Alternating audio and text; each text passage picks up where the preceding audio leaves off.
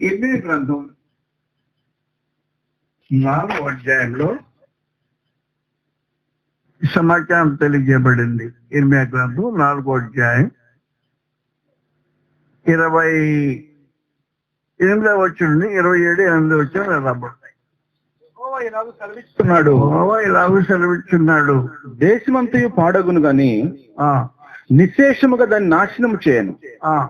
దానిని బట్టి భూమి దుఃఖించుచున్నది. పైన ఆకాశము 27వ వచనం చదువుతాం. 3వ అధ్యాయం 27వ వచనం. 3వ అధ్యాయం 27వ వచనం రాబడి 27-28 వచనాలు. యవన కాలమున కాడి మోయిట నరుడికి మేలు, అతని మీద దాన్ని మోపించిన వాడు యెహోవాయే. గనుక అతడు మౌనంగా కూర్చుంది, మౌనంగా ఉండవాడు. నిరీక్షణాదరణ కనుగొనేమో అని, అందువల్ల వాస్తవమైన సమాచారం. యవన కాలమున కాడి మోయిట నరుడికి వేలు. కాడి మోయటం అంటే అధికారాన్ని స్వీకరించటం. ఇర్మియా గ్రంథం 27వ అధ్యాయంలో 5వ వచనం నుండి రాబడింది. అధిక బలము చేతను చాచిన బాహు చేతను భూమిని, భూమి మీద ఉన్న నరులను జంతువులను నేనే సృజించి ఎవరికిచ్చుట న్యాయమని నాకు తోచును వారికే ఇచ్చుతున్నాను. ఇప్పుడైతే దేశములన్నిటినీ నా దాసుడకు బబులోను రాజైన నెబుకద్నెజరు వశం చేయుచున్నాను. అతను సేవించుటకై భూజంతువులను కూడా అతను వశం చేయుచున్నాను. యవన కాలం తండ్రి యుద్ధంలో అయిపోయాడు. కొర్రాన్ని తీసుకొచ్చి పట్టాభిషేకం చేశారు నెబుకద్నెజరుని పట్టాభిషేకం చేసిన తర్వాత పరమదేవుడు కనికరించి మానవ జాతిలో, ఆనాటున్న ప్రపంచంలో మనుషులను చూస్తూ ఈ కుర్రాడైతే అన్నాడు. కాడి మోయటానికి పరమదేవుడు కుర్రాడిని పిలుచుకున్నాడు. నెబుకద్నెజరు 606వ సంవత్సరంలో యవనస్తుడు. పరమదేవుడు పిలిచి భూమి మీద ఉన్న పరిస్థితి అంతటిని ఆలోచన చేసి ఎవరికి ఇవ్వటం న్యాయం, భూరాజ్యాలన్నిటినీ ఎవరి చేతి స్వాధీనం చేయటం న్యాయమో ఆలోచన చేస్తున్న పరమదేవుడు కుర్రాన్ని పిలిచి నాయన రాదా అన్నాడు. భూరాజ్యాలన్నింటినీ వశం చేస్తున్నాను. నా ప్రజలైన ఇశ్రాయేలుకు క్షేమం కలిగించేది నీ వలన. వారిని నేను చేసుకోబోతున్నా. ఆ శుద్ధీకరించే కార్యక్రమం నీకు అప్పగిస్తున్నాను. కాడి మోయిట. ఆ తర్వాత మాట్లాడుతున్నాడు. చదువుతాను, గ్రంథాలు రాబడింది. కంటిన్యూషన్ 27వ అధ్యాయంలో చదువుతున్నా. ఇర్మియా గ్రంథం 5వ వచనం నుండి కిందకి చదువుతున్నాం. అతని స్వదేశమునకు కాలం వచ్చే వరకు సమస్త జనులు అతనికి అతని కుమారునికి అతని కుమారునికి దాసులేందరు. 3 తరాల వరకు అతని దాసులై ఉంటారు. ఆ కాలం రాగా బహు జనముల మహారాజులు అతని చేత దాస్యము చేయించుకుందరు. ఏ జనము ఏ రాజ్యము బబులోను రాజైన నెబుకద్నెజరునకు దాస్యము చేయనలక బబులోను రాజు యొక్క కాడిని తన మెడ మీద పెట్టుకోలేదు. దానిని నేను అతని చేత బొత్తిగా నాశనం చేయించే వరకు జనమును అధికారాన్ని స్వీకరించుట, ఆధిపత్యానికి లోబడి ఉండుట కాడి మోయిట. యవన కాలమున కాడి మోయిట నరునికి మేలు. కాడి మోయటం అంటే ఎద్దు కాడి మీద వేసుకోవటం కాదు ఇది. ఎద్దు మెడ మీద కాడిని పెట్టి దున్నించుకోవటం కాదు ఇది. పరమదేవుడి యొక్క ఆధిపత్యాన్ని, అధికారాన్ని శిరస వహించటం, తల మెడ వంచి అధికారాన్ని స్వీకరించటం. ఇలాంటి పరిస్థితుల్లో కొంతమంది దౌర్భాగ్యులు కాడి మెడ మీద వేసుకోవటానికి ఇష్టపడని వాళ్ళు ఉన్నారు. ఇర్మియా గ్రంథంలో 22వ అధ్యాయం 20-21 వచనాల్లో రాబడింది. ఇర్మియా గ్రంథం 22వ అధ్యాయము 20-21 వచనాల్లో, నీ వెటకాండ్రు నాశనమైరి లెబానోనును ఎక్కి కేకలు వేయము, భాషలలో బిగ్గరగా రూము. 21వ వచనం, నీ క్షేమకాలములో నీతో మాట్లాడితే గాని నేను విననని నీ వంటివి. దేవుడు పిలిచి, నాయనారే కొన్యా ఇట్రా. కొన్యా అతని ఇతడు దావీదు సింహాసనం మీద ఆసీనుడైన రాజు. రాజ్యాభిషేకం పరమాన దేవుడు అతనికి అనుగ్రహించాడు, అధికారం అనుగ్రహించాడు, సింహాసనాన్ని ఆసీనుగా చేశాడు. సింహాసనాసీనులు చేసిన తర్వాత పిలిచి, నాయన అరే నా మాట రా అన్నాడు. నీ క్షేమ కాలములలో నేను నీతో మాట్లాడతాడేమన్నాడంట, నీ మాట వినని వంటివి. నా మాట విన్నాను. నా మాట వినకుండా నా సింహాసనం మీద నీకేం పని రా అని అడిగాడు. సింహాసనం ఇచ్చింది నేను, ఆధిపత్యాన్ని అనుగుణించింది నేను. నా రాజ్య సింహాసనం మీద నువ్వు కూర్చుని పెట్టిన తర్వాత నా మాట వినాలి కదా. నీ క్షేమకాలములలో నీతో మాట్లాడితే కానీ నేను వినను అని వంటివి. నా మాట వినకపోతే నీకు వాడు అలవాటు చేసుకున్నాడట. దేవుని మాట వినకూడదు అని అలవాటు చేసుకున్నాడట దౌర్భాగ్యం. అందువలన పరమదేవుడు ఏం చేశాడు అంటే, నేను తీసి పడేస్తాను. మాట వినాలి. కాడి మోయిట మాట వినట. కాబట్టి కాడి మోసేవాడు దేవుడి మాట వినాలి. నీ క్షేమకాలంలో నీతో మాట్లాడితేనే కాడి మోయమని చెప్పాను రా. నీ మాట విన్ను అన్నావు. నా మాట వినకపోతే నా సింహాసనం మీద నీకు పనేంటి అని అడిగాడు. అందువల్ల పరమదేవుడు యవ్వన కాలంలో మనుషులకు అనుగ్రహించే మహత్తరమైన అవకాశ భాగ్యం.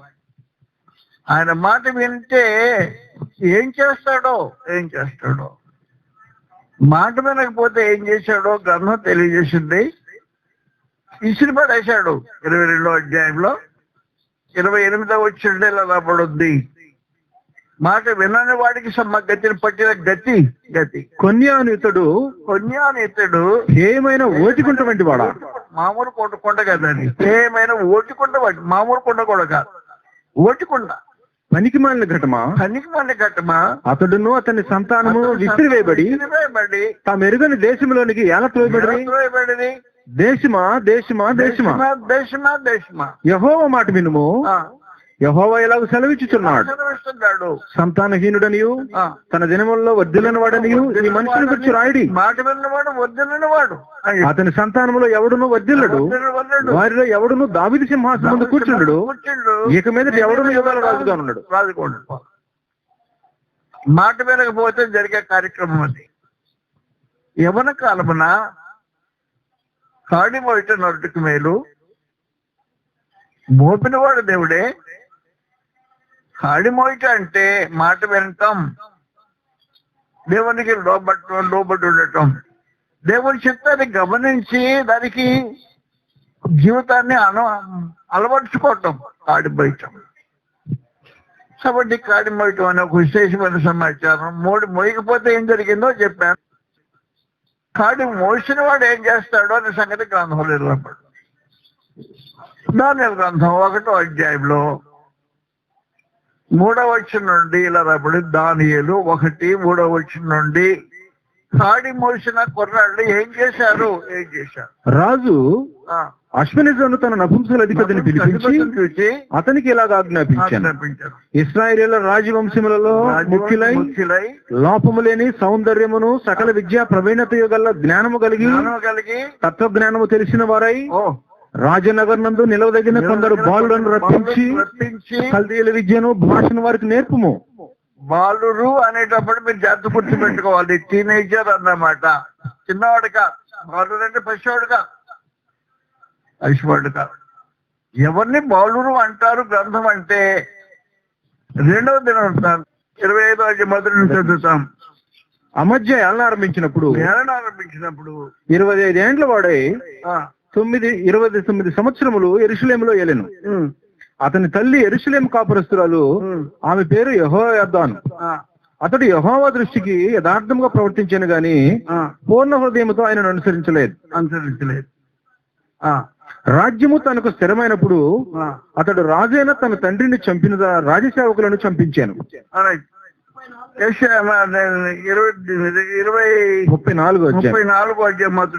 యోషియా ఏలన ఆరంభించినప్పుడు 8 ఏండ్ల వాడై యెరూషలేములో 31 సంవత్సరం ఏలెను. అతడు యెహోవా దృష్టికి నీతిని అనుసరించుచు కుడికైనను ఎడమకైనను తొలగకుండా తన పితరుడైన దావీదు చూపిన ప్రవర్తనకు సరిగా ప్రవర్తించాను. అంటే కాడి మోస్తూ కార్యక్రమం కొనసాగించాడు. తన ఏలుబడి యందు 8వ సంవత్సరమున 8 సంవత్సరాల వయసులో రాజు అయ్యాడు. మళ్ళీ 8 సంవత్సరాలు వచ్చింది.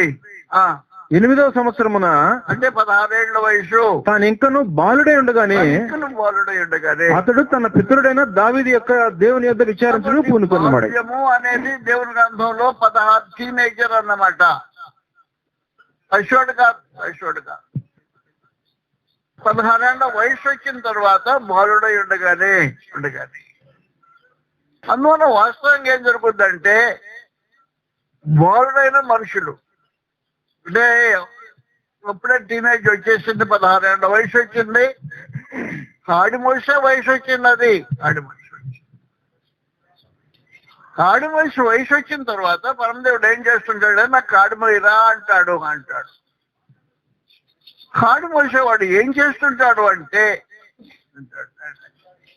నీ మాట నేను అనుసరిస్తా, నీ ఆజ్ఞ నేను పాటిస్తా, నీ మార్గంలో నిలిచుంటా, నా ఇష్ట ప్రకారం జీవితం జీవించను, వచ్చిన అవకాశాలను నీ చిత్త ప్రకారంగా మలుచుకుంటాను అంటుంటా. వచ్చిన అవకాశాలు దేవుని చిత్త ప్రకారం మలుచుకునేవాడు కాడి మోసేవాడు. అవకాశాలు అనేకాలు వస్తాయి. వచ్చినంత మాత్రం ప్రతి అవకాశాన్ని సరిగా ఉపయోగించుకోకపోతే కాడి మోసే పరిస్థితి కాదు. దయతోనే మనం ఆలోచించండి. రాజు సముఖుడికి వచ్చాడు. దానియేలు 1వ అధ్యాయం 3వ వచనం చదువుతాయి. అలాగా రాజు అశ్వనిజను తన నపుంసకుల అధిపతిని పిలిపించి అతనికి ఇలాగ ఆజ్ఞాపించాను, ఇశ్రాయేలు రాజవంశంలో ముఖ్యులై లోపము లేని సౌందర్యమును సకల విద్యా ప్రవీణతయు జ్ఞానము కలిగి తత్వజ్ఞానము తెలిసిన వారై రాజనగర్ నందు నిలవదగిన కొందరు బాలులను రప్పించి కల్దీయుల విద్యను భాషను వారికి నేర్పు. బాలుడు ఇప్పుడు మీకు అర్థం ఏంటి? కొన్నాళ్ళు రప్పించి కల్దీయుల భాషను విద్యను నేర్పించండి ఈ కుర్రాడికి అన్నాడు. బబులోను రాజ్యపు భాష. వీడు యూదా జనాంగం. యూదులకు హిబ్రీ భాష మాత్రమే వస్తుంది.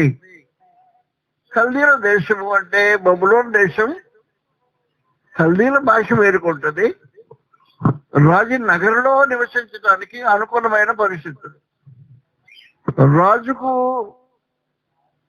సమస్య ఇచ్చిందనుకో, పరిష్కరించగలిగిన కుర్రాళ్ళు. కాబట్టి రాజు విద్యను భాషను నేర్పించమని కుర్రాడు నేర్పించి చదువుతా గ్రంథంలో రాబడింది. మరియు తాను రాజు భుజించు ఆహారంలో నుండి తాను పానం చేయు ద్రాక్షారసంలో నుండి అనుదిన భాగము వారికి నియమించి 3 సంవత్సరములు వారిని పోషించి పిమ్మట వారిని తన ఎదుట నిలబెట్టినట్లు ఆజ్ఞ ఇచ్చాను. కాబట్టి 3 సంవత్సరాల ట్రైనింగ్ పీరియడ్. ఈ 3 సంవత్సరాల ట్రైనింగ్ పీరియడ్ లో ఏం చేస్తున్నాడంటే రాజు, నా భోజనం రాజు గారికి చక్రవర్తికి తయారు చేసే భోజనం చాలా విశేషమైన భోజనం. దేశంలో ఉండే విశేషమైన వంటకాళ్ళు అద్భుతంగా భోజనాలు తయారు చేసి రాజు భోజనాన్ని నేను తినే భోజనమే వీరు కూడా అందించాలని చెప్పి ఆజ్ఞ జారీ చేశాడు. ఈ కుర్రాడు కాడి పోసేవాళ్ళు, రాజభోజనాన్ని ఇష్టపడ్డా. మరి రాజుగారి భోజనం ఎవరికుంటుంది అదృష్టం? నాకు అదృష్టం కాదు కావాలి, నా దేవుడు దీవించే భోజనం నాకు కావాలి అని కోరుకున్న ఒక విశేషమైన వ్యక్తి. రాజుగారి భోజనం వేరు, దేవుడు దీవించే భోజనం వేరు.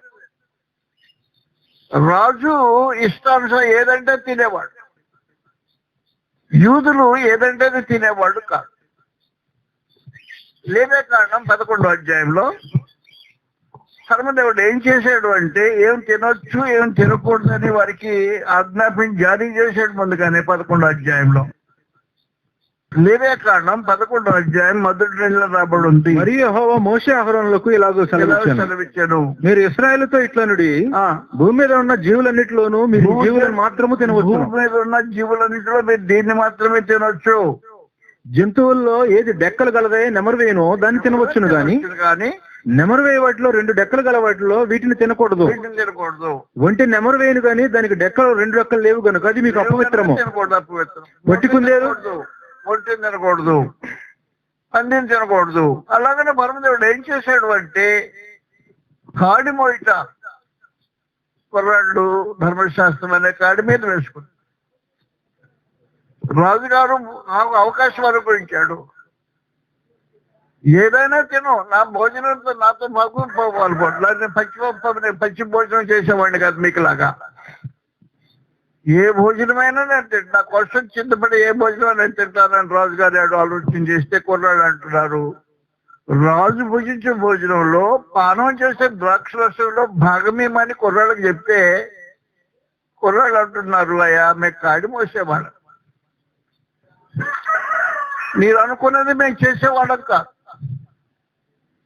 మా దేవుని యొక్క ఆజ్ఞను అధికారాన్ని ప్రకారం బ్రతికే వాళ్ళం మేము. అవకాశాలు వచ్చినాయి, అవకాశాలు ఇష్టానుసారంగా మేము తీసుకునేవాళ్ళం కాదు. ఏది దేవుని దృష్టిలో న్యాయమైందో దాన్నే చేస్తాం, కాడి మోసేవాళ్ళం. అది విశేషమైన సమాచారం. కాబట్టి కుర్రాళ్ళు చెప్పేశారు, దానియాలకు వచ్చింది అవకాశం వచ్చింది. అవకాశం వచ్చిన తర్వాత దానియాలు చెప్పాడయ్యా, అశ్వనోజు మరి అధిపతి, నపుంసకుల అధిపతి అశ్వనోజు వచ్చి రాజుగారు భుజించే భోజనంలో మీకు కూడా భాగము అన్నాడు. ఆయన త్రాగే ద్రాక్షరసంలో మీకు భాగం. అదృష్టం అనుకోలా నేను కాడి పోసేవాడు. మా దేవుని యొక్క ధర్మశాస్త్రం ప్రకారం జీవితం జీవించేవాళ్ళం కనుక అయ్యా దయచేసి అది వద్దండి, మాకు కాయధాన్యాలు ఇవ్వండి, నీళ్ళు ఇవ్వండి, ద్రాక్షరసం వద్దండి, నీళ్ళు ఇవ్వండి. రాజు భుజించే విచిత్రమైన భోజనాలు మాకు వద్దు. కాబట్టి కాడి పోసే ఒక విశేషమైన వ్యక్తి పరిశుద్ధతను కాపాడుకునేవాడు, దైవ నింబులో బ్రతికేవాడు, కాడి మోసేవాడు. యవన కాలమున కాడి మోయట నరునికి మేలు. ఈ మేలు ఏం జరిగిందంటే మీ అందరికి తెలిసిన కార్యక్రమమే, కొత్తగా ఏమీ సమాచారం లేదు. కాబట్టి ఈరోజు మా మనవి చేశాను, ఒక కాయధాన్యాలు ఇవ్వండి, నీళ్ళు ఇవ్వండి, ద్రాక్షరసం వద్దండి, రాజు భుజించే భోజనం వద్దండి.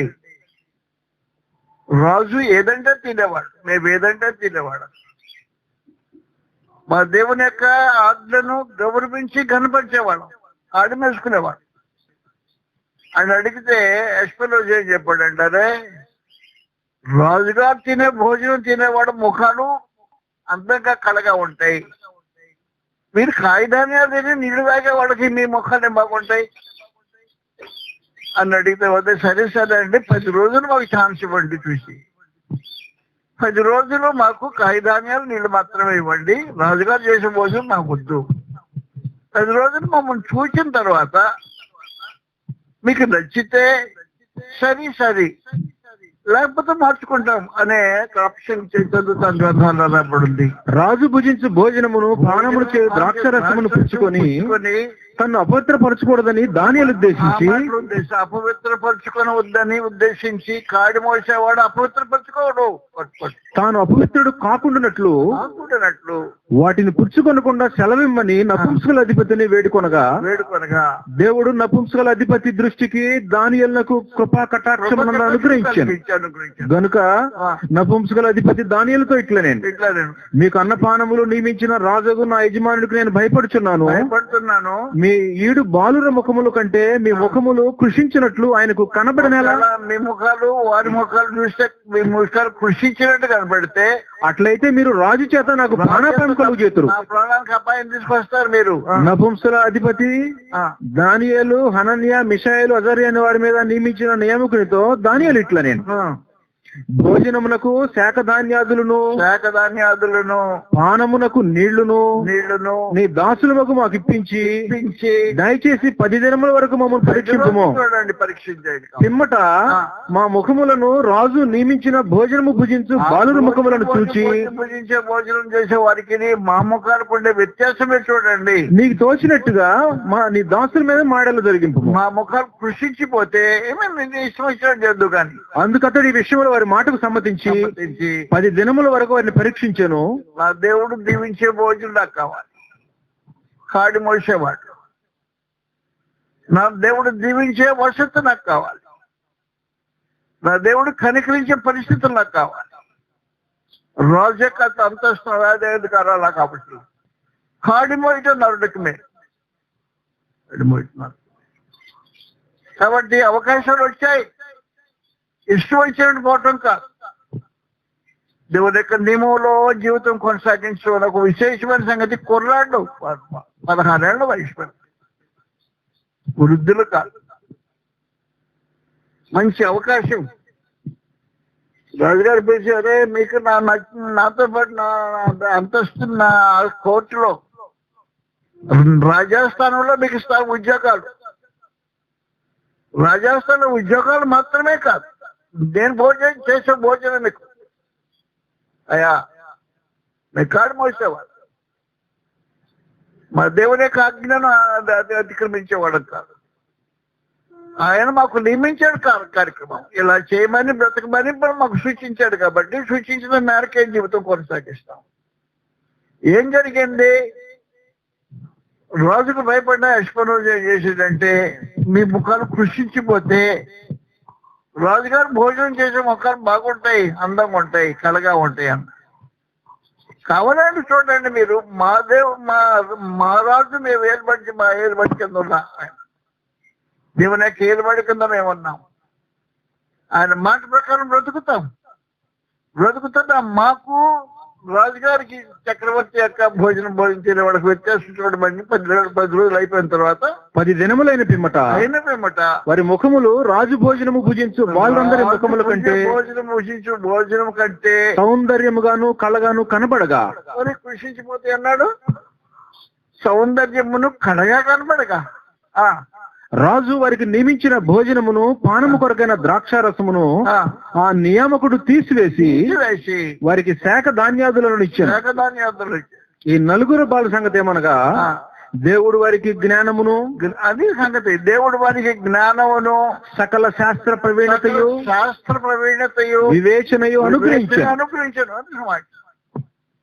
దేవుని కాడిపోస్తే జరిగే కార్యక్రమం అది, కాడిపోస్తే జరిగే కార్యక్రమం. కష్టపడాల్సి భయపడ్డాడు. దానియేలు అంటే అతనికి ప్రీతి, ఇష్టం. కుర్రాడు సాధు, పరిశుద్ధతను జీవించే మనిషి, దేవుని గౌరవించి కనపరిచే మనిషి కనుక అతని మీద అశ్వరాజుకు దయ కలిగి చెప్పేసి మార్చేసాడు. మరి 10 రోజులు చూశాడు. చూసిన తర్వాత ఈ మొఖాలు ఆ మొఖాలు చూశాడు. రాజుగారు చేసే భోజనం చేసేవాడు మొఖాలు కడగా ఉంటాయి, అందంగా ఉంటాయి అన్నాడు. కాదు, నా దేవుడు ఆశీర్వదించే భోజనం, నా దేవుడు కల్పించిన పరిస్థితి, నా దేవుడు ఆజ్ఞను అనుసరిస్తే జీవించి వచ్చే జీవన విధానం శ్రేష్టంగా ఉంటది. రాజులు చేసే దానికంటే శ్రేష్టంగా ఉంటుంది. చూపించి కొనసాగించాడు. కార్యక్రమం కొనసాగుతారు. రాజుగారి 2వ సంవత్సరం, కుర్రాడు, వయస్సుడు, అతను కూడా కుర్రాడే, చక్రవర్తి కుర్రాడు, పడక మీద పడుకొని ఆలోచన చేస్తాడు. ప్రస్తుత కాలం గడిచిపోయిన తర్వాత ఇది పరలోకంలో దేవుడు రాజ్యాలన్నిటినీ నా వశం చేశాడు. రాజులు నా కాడి మీద వేసుకుంటున్నారు, నాకు లోబడుతున్నారు. కాబట్టి రాజులు లోబడి ఉండే పరిస్థితుల్లో అనేక రాజ్యాలు తన స్వాధీనంలో ఉన్న తర్వాత కుర్రాడు పడుకొని ఆలోచన చేస్తాడు. ప్రస్తుత కాలం గడిచిపోయిన తర్వాత ఏం జరుగుద్దు అని ఆలోచన చేస్తాడు. ఆలోచన చేస్తుంటే పరలోకమందున్న దేవుడు అతని ఆలోచనలో జోక్యం వచ్చుకొని, నెబుకద్నెజరు, నిన్ను ప్రస్తుతం పరిస్థితులను బట్టి ఇక్కడ తీసుకొచ్చాను. నా చదరంగంలో ఒక పావు మాత్రమే, కాబట్టి ఈ చదరంగంలో ఉండే పావుని కదిలిస్తున్నా కలవ చేసింది ప్రచండమైన మహా గొప్ప విగ్రహం బైకర్ నిలబడింది. దాని శిరస్సు మేలిమే బంగారం, దాని భుజములు వెండి, దాని ముద్రము ఇత్తడి, దాని కాళ్ళు ఇనుము, దాని పాదములు ఇనుము బురద కలిసి మిళితమైన పరిస్థితి. నిలబడింది విగ్రహం. నిలబడిన తర్వాత కొండలో ఉన్న చేతి సహాయం లేదు, ఒకటి కొనుక్కుంటూ వచ్చి కాడ మీద కొట్టింది. కాడ మీద కొడితే బొమ్మ పడిపోయింది. ఆ మహా గొప్ప విగ్రహం పడిపోయిన తర్వాత ఈ పడిన కొట్టి వచ్చిన రాయి రుబ్బుడు రాయి అయిపోయి రుబ్బటం మొదలెట్టేసింది బొమ్మ. బంగారమును, ఎండిని, ఇత్తడిని, ఇనుమును రుబ్బేస్తుంది. రుబ్బేస్తే మామూలుగా గాల్లో తేలిపోయే పరిస్థితి ఏర్పడింది. అది తేలిపోయిన తర్వాత ఈ రుబ్బుడు రాయి పర్వతమంతా మహాపర్వతమంతా అయిపోయింది. వచ్చింది, లేచాడు. ఏమిటో తెలియలా, అర్థం తెలియలా. దేశంలో ఉండే జ్ఞానులందరినీ, గాఢ విద్య గల వారిని, జ్యోతిష్యులను, సమస్తమైన మనుషులందరినీ సామ్రాజ్యంలో, మహా గొప్ప సామ్రాజ్యం అది, అందరూ పిలిపించాడు. పిలిపించి అడిగాడు, అబ్బాయి నాకు రాత్రి ఒక కళ వచ్చింది, దాన్ని భావం చెప్పాలా మీరు అని అడిగాడు. భావం చెప్పాలి అంటే చెప్పండి సార్, కళ చెప్పండి, మేము చెప్పేస్తాం బావ. కళ లోపల నుంచి బయటకు వెళ్ళిపోయింది. చెప్పడానికి లేదు, జ్ఞాపకం లేదు, బయటకు వెళ్ళిపోయింది. సరే బయటికి కళ మర్చిపోయాను రా బాబు అన్నాడు. అరే కళ మర్చిపోతే కళ బావ ఎవరు చెప్తాడా, నువ్వు కళ చెప్తా కదా మేము బావ చెప్పాడా, మా అడ్డం తిరిగాడు. మరి ఈ అడ్డమంతా నాకు కుదరదురా బాబు, మీకు కళ చెప్పడానికి శాత ఉందని లేదో తెలుసుకోవడానికి నాకేం చెప్పాలి, మీరు నాకు కళ చెప్పండి రా అన్నాడు. ఎక్కడొక్కడెక్కడ తోక ముడి చేశారు. తోక ముడిసిన తర్వాత అశ్వనాజు హాజోకు లేచి రాజుగారి కట్టుకొని తీసుకొని నేరుగా దానియా దగ్గరికి వెళ్ళాడు. దాని దగ్గరికి వెళ్ళిపోయి వేసేద్దాం అనుకున్నాడు. అది ఏమొచ్చింది జరిగింది అంటే, నీకు సంగతి తెలియదా, రాజుగారు కళ వచ్చిందంట, దానికోసమే ఆయన ఉప్పు పులుసు పెట్టి మిమ్మల్ని పిలుస్తుంది. మరి బాబు చెప్పామంటే కళ ఎవరు చెప్పలేదంట. మరి కళ చెప్పమన్నాం కదా అన్నాడు. కళ చెప్పమంటే కళగారు రాజుగారు కళ మర్చిపోయాడంట.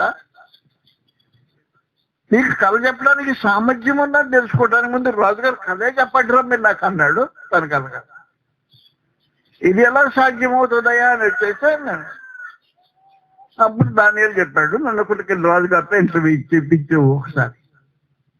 హాజోకి వచ్చాడు, రాజుగారితో ఇంటర్వ్యూ ఇప్పించాడు. అయ్యా చెరపట్టుకున్న దానియేలు ఒకడు ఉన్నాడు, అతను నీతో మాట్లాడాలని వచ్చాడు అని చెప్పి రాజుగారి దగ్గరకు వచ్చిన తర్వాత వాళ్ళు చెప్పేసాం.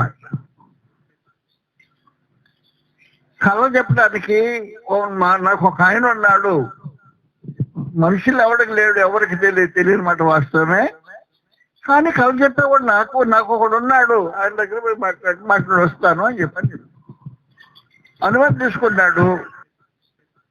ఇంటికి వెళ్ళిపోయాడు. తన స్నేహితులు ముగ్గురిని ఏకీభవించి చేసుకున్నాడు. ప్రార్థనలో కూర్చున్నాడు. కాడి మోసే మనుషులు కాడి మోసే పరిస్థితులు ప్రత్యేకమైన సందర్భంలో పరమదేవుడు ఏం చేశాడు అంటే, తన కాడి మోసే ఈ మనుషులకు మర్మం అక్కడి నుంచి ఎత్తేసిన కళ ఇతర మనసులో పెట్టాడు. నెబ్బకద్నెజర్ మనసులో ఎక్కేసిన కళ మనసులో పెట్టేశాడు. అని మరుసటి రోజు వచ్చేసాడు, రాజా ఏం జరుగుతుందంటే, ప్రస్తుత కాలం గడిచిన తర్వాత ఏం జరుగుతుంది అనే మనోచింత కలిగిన వారేం పడక మీద పడుకున్నారు కదా, పడక మీద పడుకున్నప్పుడు నీ ఆలోచనలు ఎలాగున్నాయి కదా అని చెప్పాడు. పడక మీద పడుకున్నప్పుడు నా ఆలోచనలు నీకు ఎలా తెలుసు? నాకు అన్నీ అయ్యనొద్దు, నాకు ఒక ఆయన ఉన్నాడు, నేను కాడి మోసేవాడిని గౌరవించే పరమదేవుడు ఆయన. కాబట్టి నాకు ఒక ఆయన ఉన్నాడు, చెప్పాడు సమాచారం, పడక మీద పడుకోండి, మనోచింత గలవాడవై ప్రస్తుత కాలం గడిచిపోయిన తర్వాత ఏం జరుగుతుందని ఆలోచన చేస్తున్నావు కదా అన్నాడు. కరెక్టే. అలాగైనప్పుడు ఏం చేశాడంటే, మర్మాలను బయలుపరిచేవాడు ఏం చేసేయటం ఈ కార్యక్రమం జరిగించాడు. నువ్వు నిల్చున్నప్పుడు మహా గొప్ప విగ్రహం నిలబడింది నీ ఎదుట, కరెక్టే కదా. దాని తలశిరస్సు వేలిమి బంగారం, దాని భుజములు వెండి, దాని ఉదరము ఇత్తడి, దాని కాళ్ళు ఇనుము, దాని పాదములు ఇనుము మట్టితో మిళితమైనాయి. అలా నిలబడింది కదా ఒక విగ్రహం నీ ఎదుట, కరెక్టే. అప్పుడు చేతి సహాయం లేని రాయి ఒకటి పొన్నుకుంటూ వచ్చి కాళ్ళ మీద కొట్టింది కదా, కాళ్ళ మీద కొట్టి బొమ్మ పడిపోయింది కదా. పడిపోయిన తర్వాత రుబ్బుడు రాయిలాగా అది మొత్తాన్ని రుబ్బేస్తే బంగారము వెండి ఇత్తడి ఇనుము రుబ్బేసిన తర్వాత గాలికి కొట్టుకుపోయింది, కరెక్టే కదా. అప్పుడు కొట్టిన రాయి చిన్నది విస్తరించి మహాపర్వతమైంది.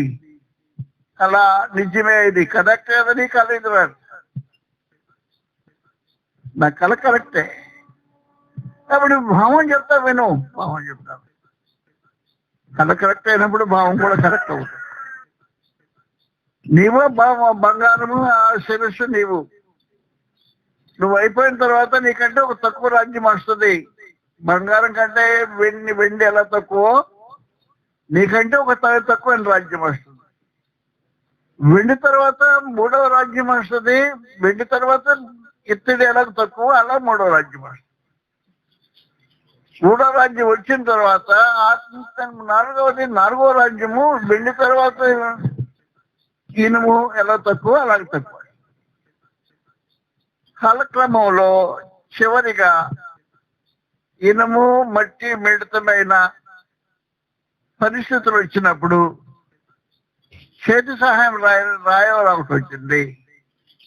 కాబట్టి బబులోన్ అయిపోయింది, మాదే పారశకం అయిపోయింది, గ్రీకు రాజ్యం అయిపోయింది, రోమా సామ్రాజ్యం అయిపోయింది. రోమా సామ్రాజ్యం చివరి భాగంలో యూదులు అనుచరులు పుస్తకలేని పరిస్థితుల్లో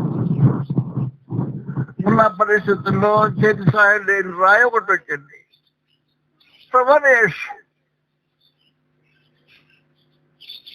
యేసు యొక్క సంఘమైన రాజ్యం వచ్చి ఆయన రాజ్యం వచ్చి కొట్టేసింది. కొడితే పోయింది మొత్తానికి.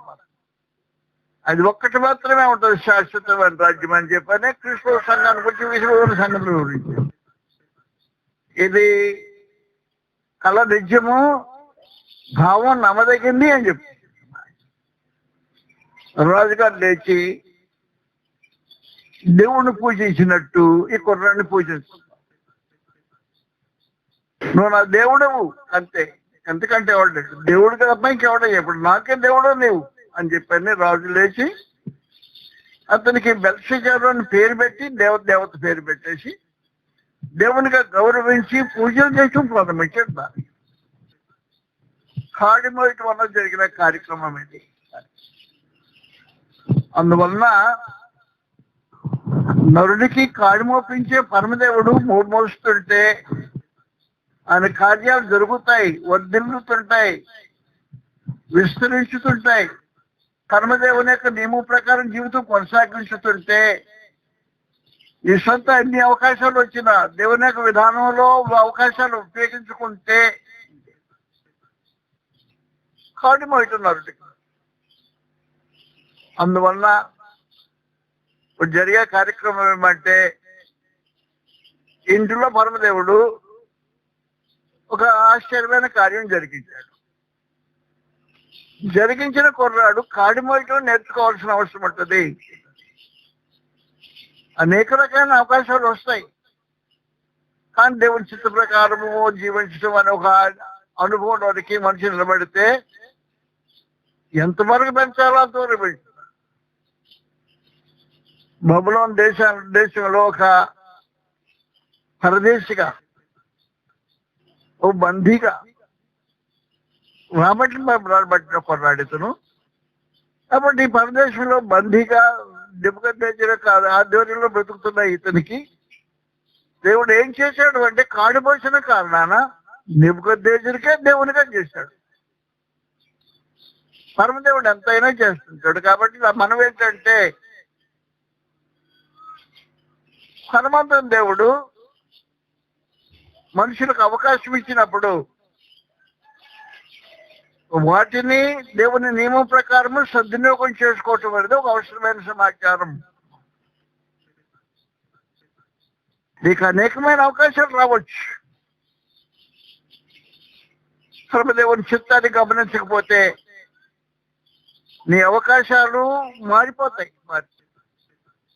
కాబట్టి కొన్యాలాగా సింహాసనం ఇచ్చాడు, ఆధిపత్యం ఇచ్చాడు, అధికారం ఇచ్చాడు. దావీదు సింహాసనం ఎందుకు కూర్చునేదే, నా మాట వినరా అంటే నీ మాట నేను వినను అన్న. మాట వినకపోవటం వాడుకు చేసుకున్నాడు. వాడుకు చేసుకుంటే చేశాడు, తీసేపడేంట్రా వెళ్ళి అన్నాడు. అవకాశం ఇచ్చినప్పుడు సద్వినియోగం చేసుకోకపోతే తీసిపడాయి. అవకాశాన్ని సద్వినియోగం చేసుకునేటప్పుడు దైవ నియమంలో ఆలోచన చేసినప్పుడు లోకంలో అనేక రకాల అవకాశాలు ఉంటాయి, అనేక మార్గాలు తెరవబడి ఉంటాయి. కానీ దైవ నియమంలో ఇది ఎలాగుంటే పరమదేవుని యొక్క చిత్తం ఏదో గమనించి అవకాశాలను సద్వినియోగం చేసుకోవటం అనేది ఒక అవసరమైన కార్యక్రమం. అప్పుడు పరమదేవుడు ఏం చేస్తుంటాడు అంటే కాడిమోసిన వాడిని హెచ్చిస్తాడు. ఆ నియమం ప్రకారం తీర్చిదిద్దుతుంటాడు. వాస్తవానికి నెబుకద్నెజరు యొక్క మహాసామ్రాజ్యంలో ప్రపంచాన్ని ఏలుబడి చేసే రాజు అతను, చక్రవర్తి. ప్రపంచం ఏలుబడి తన కింద ఉంటుంది. సామ్రాజ్యాలు రాజులను పరమదేవుడు చెప్పాడు, నెబుకద్నెజరు కింద దాసులే ఉండండి అన్నాడు. రాజులు సింహాసనం మీద లేచి నెబుకద్నెజరు వస్తే అతని కిరీటాన్ని ఆయన మీద పెట్టి తన సింహాసనాథ మీద కూర్చోబెట్టి కిందకి దిగుతారు. అలాంటి విశేషమైన కార్యక్రమం జరిగించిన మన రాజు చక్రవర్తి కూడా కాడి మోసే మనుషులను ఎంత గౌరవిస్తాడో అనే సంగతి తెలుసుకుని ఉంటుంది చాలా ప్రాముఖ్యం. యవన కాలమున కాడి మోయట నరుడికి మేలు. ఆధిపత్యాన్ని అంగీకరించటమే, దేవుని యొక్క ఆజ్ఞను శిరసావహించటమే, దేవుని యొక్క విధానంలో నిలిచుండటమే. తన తండ్రి ఏం కోరుకున్నాడు? నేను ఏమో అయిపోతావు, ఏదో అయిపోతావు, నేను నాశనం అయిపోతావు, ఏం కావు. కాబట్టి కాకుండా ఉండటానికి ఏం చేయాలంటే దాన్ని వెళ్ళాలి. నేను అపవిత్రుడిగా ఉండకూడదు. అవకాశమే కానీ అపవిత్రుడిగా ఉండకూడదు. మంచి ఛాన్సే కానీ అపవిత్రుడిగా ఉండకూడదు. రాజుగారు భోజనం చేసే అవకాశమే వద్దు. నా దేవునికి నేను అపవిత్రుడిగా బతకూడదనే భావన కలిగిన వాడు కాడి మోసేవాడు. నీకు అనేక అవకాశాలు రావచ్చు. ఆలోచన చేయడం చాలా ప్రాముఖ్యంగా. నువ్వెంత గొప్పవాడు కావచ్చు. కొన్ని రాజ్య సింహాసనాన్ని మీద కూర్చున్నవాడి యెహోయాకీము తండ్రి చెరపట్టుబడి కొండిపోబడిన తర్వాత రాజును సంఖ్యలు వేసి తీసుకెళ్ళిపోయాడు తండ్రిని. కుర్రాన్ని సింహాసనం మీద కూర్చోబెట్టి పరమదేవుడు ఏర్పాటు చేసి పెడితే నా మాట వినరా అన్నాడు. నీ మాట ఏంటి? నా అవకాశం నేను, నా భావన నా ఇష్టం నేను ఇసిరి పడేస్తాను. ఓటికుండ వంటి వాడ, పనికి మాట ఘటమా, నీవు నీ పిల్లలు ఇసిరి పడేస్తాను. ఇసిరి పడేశాడు. నీకు సింహాసనం ఉండదు, నీ జీవం ఉండదు, నేను నెట్టేశాడు. కానీ కాడి మోసే యవనస్తుడు పరమదేవుడు కనికరించి ఏం చేశాడో నేను ఇంకా మాటగా ఇంకా చెప్పాల్సిన అవసరం. జీవితంలో కొనసాగించాల్సిన కార్యక్రమం అది కనుక. కాబట్టి ఈ రోజున పరమందం దేవుడు మన శ్రీ బిడ్డ జాకబ్ రాజును కనిపించి ఒక అవకాశం అనుకూలించి, నాయన నా నియమాన్ని పాటించురా, నా ఇష్ట ప్రకారం బ్రతకరా, నీ జ్ఞానము సద్వినియోగం కావాలి, నీకున్న అవకాశాలు దీవించబడాలి, నీ మార్గాలు వర్దిల్లాలంటే పరిస్థితి ఇంతే అని చెప్పని పరమదేవుడు తెలియజేసిన తర్వాత అది చిత్తాన్ని కొరకు ఎదురు చూస్తూ కనిపెడు. నేను దైవ నియమం నుంచి కుడి ఎడము తొలగిపోను అనే స్థిరమైన మనసుతో జీవితం కొనసాగించితే ఏం చేయబోతాడో తెలియదు. వాస్తవం బానిసగా వచ్చిన కుర్రాడిని నెబుకద్నెజరు తన దేవుడని పేరు పెట్టుకొని, బెల్షజారు నా దేవత పేరును బట్టి బిరుదు పొందిన బెల్షజారు, నా దేవుడు నీకు నేను మొక్కుతాను అనే స్థితికి దిగజారాడు. అంటే పరిస్థితి మామూలు కాదు. నెబుకద్నెజరు అంటేనే రాజులకు భయం, అడలు మామూలు అడలు కాదు. సిద్దికే ఉన్నాడు ఇశ్రాయేలు రాజు, యోధా రాజు. సిద్దికేను తీసుకొచ్చి రాజు నెబుకద్నెజరు సంఖ్యడు ఇనప విత్తన సంఖ్యడు వేసి కడ్లు తోడించక ముందు తనకున్న కుమారులిద్దరిని వాడి కళ్ళ ముందు రాజుగారి కొడుకుని చంపేసి తర్వాత కళ్ళు జోడించాడు. అలాంటి భయంకరుడైన మనుషుడు తిరిగి దానియేలు దగ్గరకు వచ్చి నా దేవుడు నీవు అనగలిగాడు అంటే ఏం జరిగిందో నేను నాకు తెలుసుకోవడం అవసరం. కాడిమోసి కృపానుభవించాలని ప్రభువైన యేసుక్రీస్తు వారి పేరిట మీకు మనవి చేస్తూ ముగిస్తున్నాను. నమస్కారం.